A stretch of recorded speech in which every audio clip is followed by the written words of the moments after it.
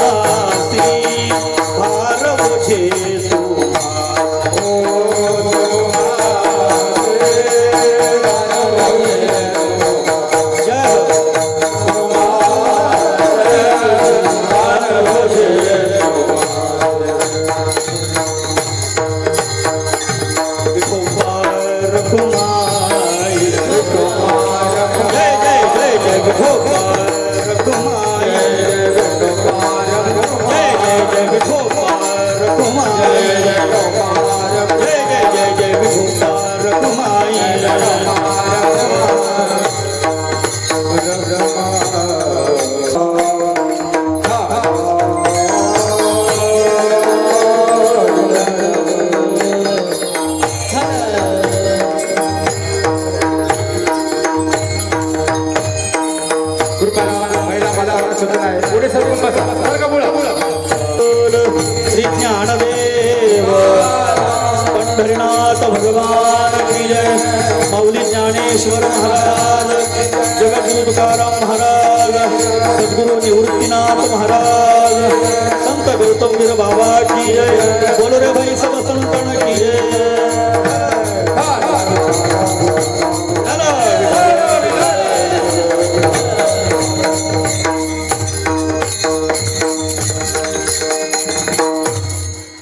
आता तुम्ही कृपावंत साधू संत जीवलग. गोमटे ते करा माझे भार ओझे तुम्हासे. वंचिले ते पायापासी नाही आसी वेगळे. गोमटे ते करा माझे भार ओझे तुम्हासे. तुका मने सोडिल्या गाठी दिली मिठी पायासी. गोमटे ते करा माझे भार ओझे तुम्हासे. विठ्ठल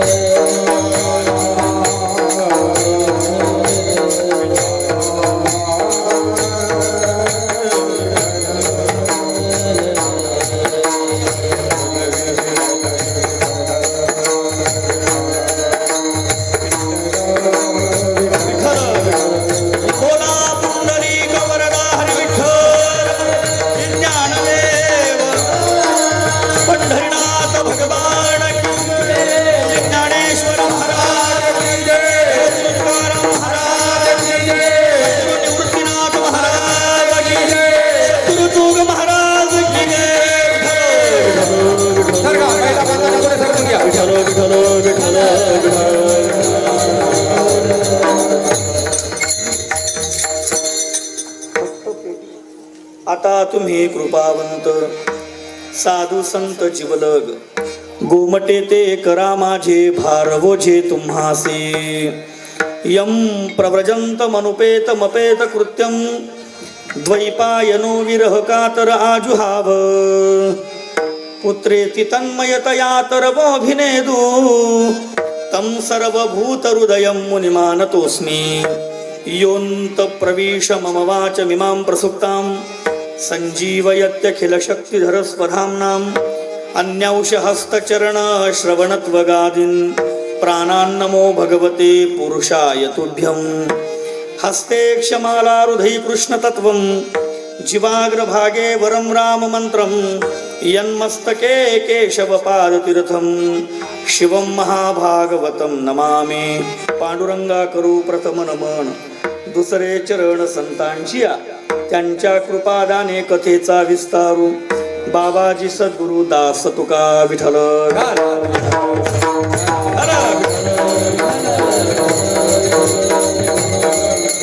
ज्ञानदेवं नमस्कृत्यं नामदेवं तथैव च. एकनाथं पुनर्नत्वा तुकारामं ततः परम्. आता तुम्ही कृपावंत साधू संत जीवलग. गोमटे ते करा माझे भार ओझे तुम्हासे. प्रस्तुत कीर्तन रूपी सेवेकरिता निवडलेला अभंग विश्वसंत महावैष्णव भगवान श्री गुरु तुकोबाराय महाराजांच्या गाथ्यातील 4 चरणाचा सर्वांच्या परिचयाचा पाठांतराचा नित्य नियमानं म्हटला जाणारा सकाळच्या काकडा प्रकरणामध्ये आपण जो अभंग अत्यंत निष्ठेने गातो. आपल्या अंतःकरणामध्ये आपलं कल्याण व्हावं अशी प्रत्येकाची इच्छा असते. पण ती इच्छा कोणासमोर बोलून दाखवावी असा माणसाला प्रश्न पडत असतो. कोणाला बोलून दाखवावं? जी व्यक्ती आपल्यावर अत्यंत प्रेम करते तिच्याकडे बोलावं, देवाकडे बोलावं की संतांकडे बोलावं? आणि मग बुद्धिमान मनुष्य जेव्हा आपल्या इच्छा बोलण्याचा विचार करतो त्यावेळेला त्याच्या समोर संत येतात आणि संतांच्या समोर आपल्या इच्छा बोलून दाखवण्याचा माणसाने नेहमी सदैव प्रयत्न केला पाहिजे. तुकोबारायांच्या जीवनामध्ये असा प्रश्न पडला की आपलं कल्याण झालं पाहिजे. कल्याण म्हणजे काय? हा देह ज्याच्याकरता मिळाला तो त्याच्याकरता खर्च झाला पाहिजे. या देहाचा उपयोग अनाठाई न होता, संसाराच्या भ्रांतीमध्ये हा देह न पडता या देहाच्या द्वारा आत्मसाक्षात्काराचं दर्शन झालं पाहिजे. याची देही याची डोळा ब्रह्म परमात्म्याचं दर्शन होऊन अंतःकरण गदगदित होऊन जीवनामध्ये परमात्म स्वरूपाची अवस्था प्राप्त व्हावी अशी तुकोबारांची मनोमन इच्छा होती. याकरता तुकोबारांनी तितका प्रयत्न सुद्धा सुरू केला. खरं सांगू, कल्याण व्हावं ही प्रत्येकाची इच्छा आहे, पण कल्याण नेमकं कशाला म्हणतात हेच आपल्याला कळत नाही. आणि मग अशा वेळेला आपल्या जीवनामध्ये अध्यात्माचा हेतू जेव्हा निश्चित सापडत नाही, त्यावेळेला त्याच्या आध्यात्मिक दिशा दर्शनाकरता संत महात्मे मृत्यू लोकामध्ये अवतीर्ण होत असतात. या जगामध्ये संतांचे मोठे उपकार आहेत. खरं म्हणजे आपण सगळे भारतामध्ये जन्माला आलो हे फार मोठं आपलं भाग्य आहे.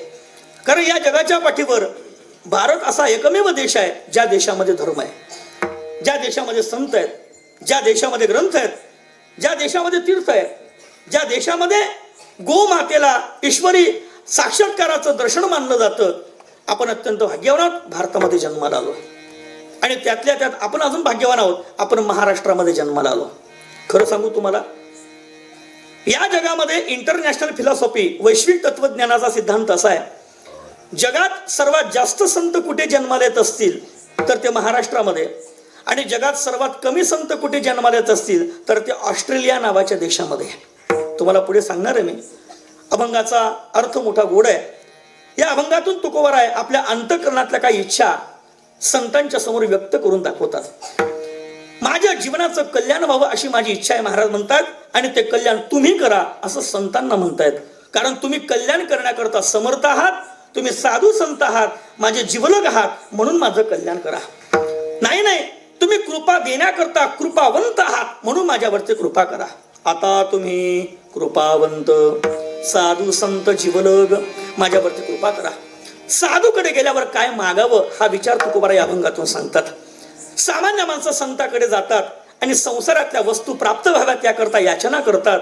पण खरं सांगू, संत जो संसार सोडून एकांतामध्ये आपलं जीवन कृतार्थ करण्याकरता खर्च करतात, त्या संताकडे नश्वर वस्तूची मागणी करू नये, तर जीवनामध्ये अध्यात्मातली कृपा संपादन व्हावी याकरता प्रार्थना करावी.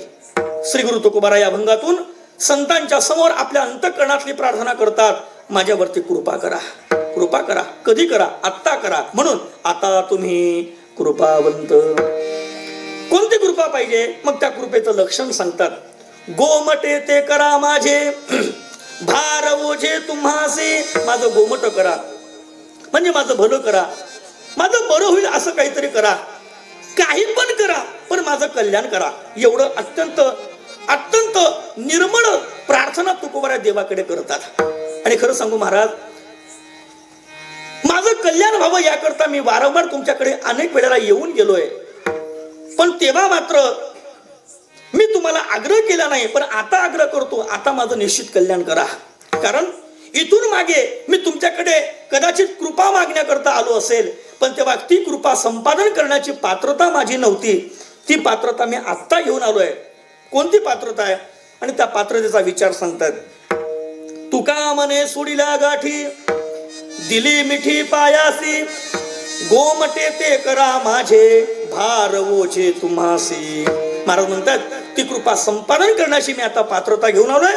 माझ्या अंतःकरणातल्या सगळ्या गाठी मी मुक्त केल्या, याकरता तुम्ही माझ्यावरती कृपा करा. असा आशयाचा अत्यंत गोड सुंदर असा चिंतनीय अभंग आजच्या भगवत सेवेकरता गायलेला आहे. अभंगाला स्पर्श करण्यापूर्वी अल्पसा परिहार देणं गरजेचं आहे.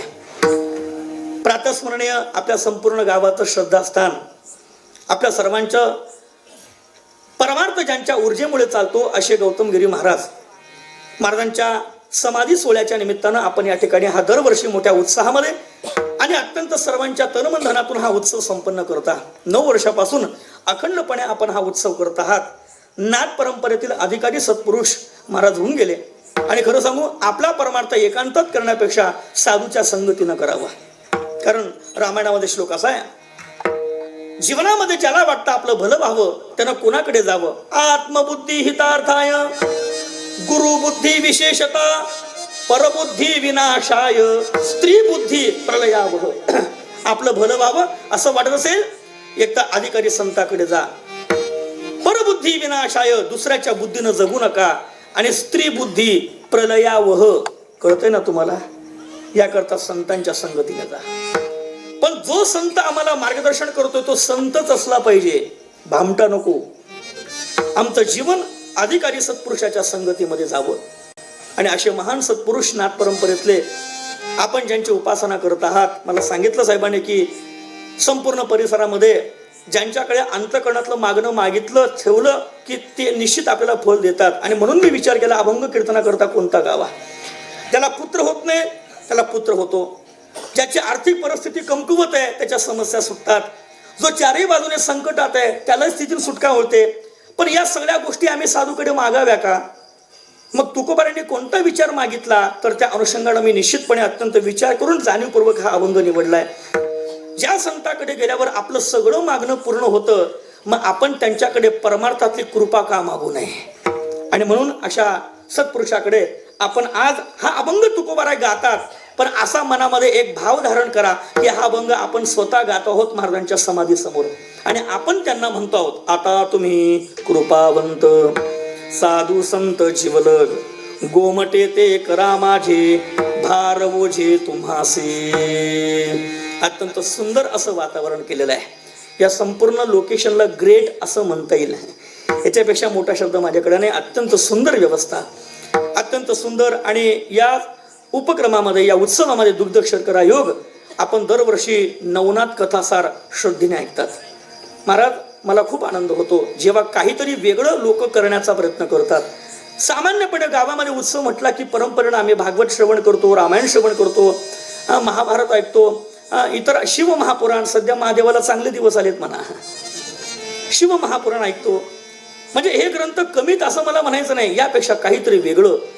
नाथ परंपरा आणि नाथांचा अधिकार आपल्याला कळावा याकरता नाथ कथासार आपण सांगता आहात, ऐकता आहात. आणि ही कथा ज्यांच्या मुखातून ऐकता आहात ते सुद्धा मोठे नाथपंथी साधक आहेत. मला सर्व महाराजांनी सांगितलं की योगायोगाने महाराजांची भेट झाली आणि त्या भेटीतून त्यांच्या पवित्र अशा तपोन्नित वाणीतून ज्यांची वाणी साधना करते, खरं सांगू कोणाचंही ऐकत जाऊ नका, जो खरं सांगण्याचा लायकीचा आहे त्याचंच ऐकत जा, म्हणजे मग आपलं कल्याण होतं. महाराज, सांगणारा हा निष्काम असला पाहिजे, सांगणारा साधक असला पाहिजे आणि सांगणाऱ्याच्या मनामध्ये आपलं कल्याण व्हावं अशी मनोमन इच्छा असली पाहिजे. तेव्हा त्याचं सांगणं हृदयापर्यंत जात असतं. महाराजांचं दर्शन मला झालं नाही, पण त्यांचं सर्व मी साधना ऐकले आणि माझं मन खरंच भरून गेलं. उपस्थित सर्व अधिकार संपन्न गुरुजन मंडळी, वेळ खूप झालाय, मला सगळ्या विषयाचा पाल्हाळ लावायचा नाहीये, मला मूळ मुद्द्यावरती यायचं आहे. अभंगाच्या चिंतनाकडे लक्ष द्या.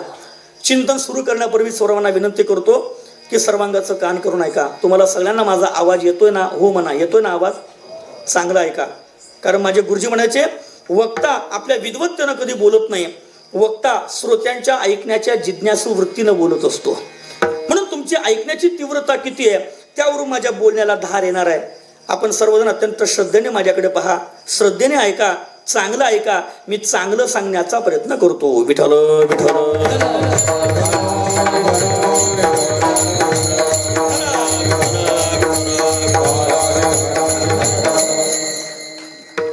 खरं म्हणजे आपल्या गावामध्ये होणारा सप्ताह म्हणजे सामान्य समजू नका. माझे गुरुजी म्हणायचे, गावात होणारा सप्ताह म्हणजे गावातला कुंभमेळा असतो, गावातला कुंभमेळा असतो. आणि आपल्या गावामध्ये हा कुंभमेळाच आहे. दर 12 वर्षाने नाशिकला कुंभ भरतो. तुम्ही गेलात नाशिकला कुंभाला कधी? आपण कुंभाला कधी गेलात ना तर त्या गर्दीमध्ये पहिल्यांदा पर्वणी काळात स्नान मिळेल की न मिळेल याची गॅरंटी नसते. इतकी गर्दी महाराज, ते नागा साधू आतमध्ये जाऊ देत नाही आपल्याला. इतकी भयंकर त्या साधूंची रेलचेल असते आणि त्या गर्दीमध्ये स्नान मिळालं. पण ऐका ना, त्या स्नानापेक्षा त्या तीर्थापेक्षा, त्या कुंभापेक्षा हा कुंभ कितीतरी पटीनं श्रेष्ठ आहे. कारण तिथे जर तुम्ही स्नानाकरता गेलात ना, कदाचित तुम्हाला तिथे मलिन पाण्यामध्ये स्नान करावं लागेल, कारण तिथे सगळे लोक पाप धुण्याकरताच गेलेले असतात. एक कवी एका कुंभमेळ्यात गेला आणि त्यानं पाहिलं, जो गंगेत जायचा तो पाप धुवून बाहेर यायचा. मग त्यानं गाणंच लिहिलं, राम तेरी गंगा. तिथं सगळे लोक पाप धुण्याकरता जातात. पण त्या कुंभापेक्षा हा ज्ञानकुंभ कितीतरी पटीनं श्रेष्ठ आहे. इथे दिने दिने नवम नवम अशी आत्मानुभूती आहे. इथे रोज नवीन कीर्तनकार येतात, रोज नवीन नवीन आपल्याला चिंतन सांगतात. यामुळे आपलं मन खरं प्रसन्न होतं. माणसाने चांगलं ऐकत राहिलं पाहिजे. अन्नाची गरज जशी शरीराला आहे तशी विचाराची गरज ही मनाला आहे. अन्न खाल्लं तर शरीर बलवान होतं आणि विचार चांगले असले की आपलं मन सदृढ होतं, मन पुष्ट होतं आणि आपल्या बुद्धीमध्ये विवेक जागा होतो. याकरता आपल्या जीवनामध्ये विचार देण्याकरता ही आपल्या ऋषीमुनींनी आणि वारकरी संतांनी दिव्य अशी पर्वणी सप्ताहाच्या रूपाने आपल्याकरता खुली केलेली आहे. ज्या कीर्तनातून, ज्या उत्सवातून ज्ञानेश्वरी, गीता, गाथा, रामायण, भागवत अशा महापुरुषांच्या विचारांचं मंथन आपलं घडतं आणि आपल्या बुद्धीमध्ये पुष्टता, सात्विकता जन्माला येते. आपल्या बुद्धीमध्ये नवनिर्मितीची क्षमता येते. आपल्या बुद्धीमध्ये विवेक जागा होतो. ज्ञानोबा म्हणतात, जीवन जगता आहात आणि बुद्धीमध्ये विवेकच येत नसेल तर तो मूर्ख आहे. अरे जनावर पण जगतात आणि आपणही जगतो, पण मनुष्य कोणाला म्हणतात तर मनुष्यत्वाची काही लक्षणं ज्ञानोबारांनी ज्ञानेश्वरीमध्ये सांगितलेली आहेत. इकडे माझ्याकडे पाहत राहा. मनुष्य कोणाला म्हणावं, कोणालाही माणूस म्हणू नका. मग या 3 गोष्टी ज्याला कळतात त्यालाच माणूस म्हणा. या 3 गोष्टी जर आपल्याला कळत नसतील तर आपल्याला मनुष्य म्हणून म्हणता येणार नाही. 3 गोष्टी आपल्याला कळाल्या पाहिजे. पहिला विचार, मी कोण आहे, कोहम, हु आय एम, कोहम, मी कोण आहे हे आधी माणसाला कळालं पाहिजे. मी कोण आहे, मी शरीर का आत्मा आहे हे कळालं पाहिजे. दुसरा विचार, मी ज्या जगामध्ये राहतो हे जग खरं आहे का खोटं आहे हे कळालं पाहिजे. आणि तिसरा विचार, या जगाचा जगन्नाथ कळाला पाहिजे. या जगाचा मालक कोण आहे, जगाचा उपादान कारण कोण आहे, जगाचा निर्माण करता कोण आहे, जगाचा शासक नियंत्रक कोण आहे हे कळालं पाहिजे. पण खरं सांगू, संसाराचं ओझं वाहता वाहता या गोष्टीकडे आमचं कधी लक्षच गेलं नाही महाराज. अरे कधी बालपण गेलं आणि कधी तारुण्य आलं कळालं नाही, कधी तारुण्यामध्ये लग्न झालं कळालं नाही, कधी मुलं झाली कळाली नाही, आणि अकस्मात आमच्या डोक्याची केस पांढरी झाली, आमचं शरीर खिळखिळ झालं आणि आता म्हातारपणाच्या चटक्या वेदना जाणवू लागल्या आणि आता परमार्थ करण्याची वृत्ती निर्माण झाली. काय उपयोग आहे, वेळ सगळी निघून गेली. किती जीवन पटकन निघून गेलं महाराज. आता घरी गेलात ना, उद्या सकाळी आपल्या घरी आपल्या लग्नाचा अल्बम उघडा. लग्नाचा अल्बम फोटो काढला असेल ना तुम्ही, लग्नाचा अल्बम उघडा आणि उद्या लग्नाच्या दिवसाचा फोटो हातामध्ये घ्या. एका हातामध्ये, उजव्या हातामध्ये, डाव्या हातामध्ये लग्नाचा फोटो घ्या आणि या हातामध्ये छोटा आरसा घ्या आणि मग दोघांकडे पाहत राहा. त्या फोटोकडे पहा आणि स्वतःला आरसातला चेहरा पहा. त्या फोटोतला चेहरा पहा. त्या चेहऱ्यावरती तेज असेल, त्या चेहऱ्यावरती आनंद असेल, त्या चेहऱ्यावरती माधुर्य असेल. आणि आता सध्या आपला या आरशातला चेहरा पहा. मग तुम्हाला ते जुनं गाणं आठवेल, काय होतास तू. आता पुढचं मीच बोलू का. किती पटकन आयुष्य निघून गेलं निंबा महाराज, कळालंच नाही. या सगळ्या धावपळीमध्ये आपल्याला या परमार्थातल्या सिद्धांताकडे कधी लक्षच गेलं नाही. आपल्याला कळत नाही या 3 गोष्टी. मग ठीक आहे, नाथ महाराज भागवतामध्ये म्हणतात या वरच्या 3 गोष्टी कळत नाही, त्याच्या खालच्या तरी 3 गोष्टी कळायला पाहिजे. पहिली गोष्ट, आतापर्यंत काय काय कळालं ते आपल्याला कळालं पाहिजे. ऐकताय ना तुम्ही सगळे, काय काय कळालं व आतापर्यंत हे कळालं पाहिजे. दुसरा विचार, अजून काय काय कळालं नाही ते कळालं पाहिजे. तिसरा विचार, अजून काय काय कळून घ्यायचं बाकी आहे ते कळालं पाहिजे. कमीत कमी मला काहीच कळत नाही एवढं तरी कळायला पाहिजे. बहुतच मोठा वर्ग असा आहे ज्याला कळत नाही, हेच कळत नाही. जुने लोक म्हणायचे जन्माला आला, हा चांगलं पाठ आहे आपलं, ते मनी बोलत्या पाठ आपल्यावाल्या. किम कारणम जन्मस्य प्रयोजनम, जन्माचं नेमकं प्रयोजन काय याचा अंतर्शोध करता आला पाहिजे. आणि आपल्या या भांबवलेल्या जीवनामध्ये जेव्हा आपला मार्ग भटकतो, इच्छा नसताना जेव्हा माणसाला पाप करावं लागतं, गरज नसताना धन जमा करण्याची वृत्ती जेव्हा होते, जीवन जगण्याकरता नाईलाजानं खोटं बोलावं लागतं, तेव्हा नाकळतपणे माणसाच्या हातून पतनाला सुरुवात होते. आणि त्याचं पतन सुरू झालं की मग त्याच्या जीवनाचा ऱ्हास होतो आणि दुःख सुरू होतं. अशा वेळेला अशा या सगळ्या पसारातून सुटावं असं वाटत असेल तर त्याकरता आपल्याला मुक्त करणारं एकच केंद्र आहे, ते म्हणजे संत विठ्ठल.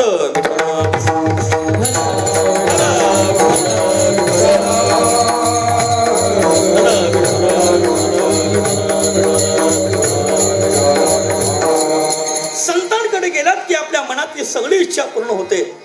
पण संतांकडे काय मागण्याकरता जावं, संतांकडे लोक कोणते विचारणा देईल सांगता येत नाही. त्या भिवंडी तालुक्यामध्ये एक गणेशपुरी नावाचं गाव आहे, गणेशपुरी. तिथे फार मोठे संत होऊन गेले, नित्यानंद स्वामी, बरं का जी, नित्यानंद स्वामी फार मोठे सत्पुरुष होऊन गेले.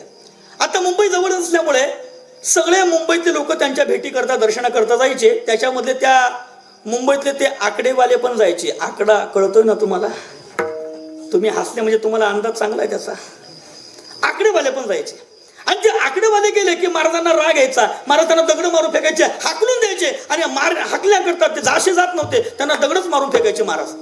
पण ते आकडेवाले मोठे हुशार, ते काय करायचे, महाराजांनी दगड मारला की तो दगड झेलायचा आणि मग संध्याकाळपर्यंत सगळे दगड झेलायचे. झेलल्यानंतर ते दगड मोजायचे तुमचा अंदाज चांगला आहे. आणि जो नंबर येईल त्याचा आकडा लावायचा आणि खरंच आकडा लागायचा. साधूकडे कसंही जा कृपा होईल महाराज. संत कृपा करण्याकरताच येत असतात. कसंही जा, प्रेम भावानं जा किंवा वैर भावानं जा, संत कृपा करतात, संत कल्याण करतात. आमच्या जीवनामध्ये संत आले पाहिजे. आज जगामध्ये जेवढं पाप, इतकं पाप घडतंय तरी सुद्धा हे जग अजून टिकून आहे. त्याच्या पाठीमागे संत आहेत. सध्या जगात काहीच चांगलं घडत नाही. जिकडं पाहावं तिकडं पाप आणि पापच घडतं. अनिती, अधर्म, भ्रष्टाचार, स्वैराचार, बलात्कार अशा अनेक घटना रोज घडतात. पाप करण्याकरता मनुष्य कोणत्या थराला जाईल सांगता येत नाही महाराज. सध्या पाप करण्याकरता स्पर्धा चालू आहे. आणि खरं सांगू, ज्याचं पाप मोठं त्याला सन्मान मोठा, हे कलियुगाचं वैशिष्ट्य आहे. पापी माणसाला लोक जेवढा सन्मान देतात तेवढा प्रामाणिकाला देत नाही. काळ मोठा भयंकर आहे. 1.5 महिना झाला डोंबिवलीमध्ये घडलेली घटना आहे. डोंबिवली मुंबईजवळ घडलेली घटना आहे. फ्लॅट सिस्टीमने लोक तिथे राहतात. 16 मजली बिल्डिंग होती. इकडे माझ्याकडे पाहत राहा. 16 मजली बिल्डिंग होती. 8व्या मजल्यावरती घटना घडली. 8व्या मजल्यावरती नवरा बायकोचं घरामध्ये भांडण झालं आणि रागाच्या भरामध्ये त्या माणसाने त्या बाईची घरामध्ये हत्या केली. त्या बाईला मारून टाकलं. पण ऐका ना, त्याचा क्रोध इतका भयंकर होता. त्या बाईला मारलं पण मागे पुरावा सापडू नये म्हणून त्या बाईच्या शरीराचे त्याने छोटे छोटे तुकडे तयार केले. तिच्या नवऱ्याने तुकडे तयार केले आणि जे ते तुकडे तिचे हे आता कळू नये, मागे पुरावा सापडू नये म्हणून ते तुकडे त्याने कुकरमध्ये शिजवले आणि जे तुकडे शिजले नाहीत ते तुकडे मिक्सरमध्ये दळले आणि फेकून दिले. कितीही क्रूरता आहे महाराज. आपण खेड्यामध्ये राहतो, या सगळ्या गोष्टीपासून आपण फार लांब आहोत. पण मात्र महाराज जग फार भयंकर वेगानं चाललंय. आपण त्याची कल्पना करू शकत नाही. आपल्याला त्या क्षेत्रातला अंदाज सुद्धा नाही. इतके लोक पुढे गेलेत. आपण कल्पना करू शकत नाही इतकं भयंकर पाप लोक करतायत. पण एवढं पाप घडून सुद्धा ही धरती अजून फाटत नाही, अजून आसमान खाली पडत नाही. याच्या पाठीमागे संतांची कृपा आहे. जगत में इतना पाप है, अंदाज से बाहर चला, साधू संतो काही पुण्य है, आज तक जग न हला. जीवनामध्ये संतांचे मोठे उपकार आहेत. म्हणून ज्याला वाटतं आपलं जीवन आनंदी व्हावं, सुखी व्हावं, संपन्न व्हावं, सदृढ व्हावं, स्थिर व्हावं, निर्मळ व्हावं, त्यानं जीवनामध्ये सत्संगच केला पाहिजे. सत्संगाशिवाय पर्याय नाही महाराज. संतांच्या संगतीमध्ये या. पण अडचण ही आहे, आता संत म्हणावा कोणाला हा मोठा प्रश्न आहे. कारण प्रत्येकाला वाटतं माझ्यासारखा दुसरा संतच नाही. संत म्हणावं कुणाला? माझं वाक्य ऐका. संतांच्या संगतीमध्ये गेलं पाहिजे हा विचार अत्यंत महत्वाचा आहे. माझे गुरुजी फार गोड वाक्य बोलायचे. माणसानं कल्याण व्हावं अशी इच्छा असेल तर संतांच्या पाठीमागे चालावं. संतांच्या पाठीमागे चालताना डोळे झाकूनच चालावं. पण ऐका ना, ज्यांच्या पाठीमागे डोळे झाकून चालायचंय त्यांच्याकडे एकदा डोळे उघडे करून पाहावं.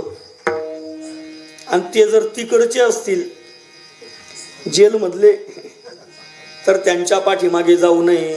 पण ते जर ज्ञानोबा तुकोबा असतील तर त्यांच्या पाठीमागे डोळे झाकून चालावं. कारण तेनेची पंथे चालो जाता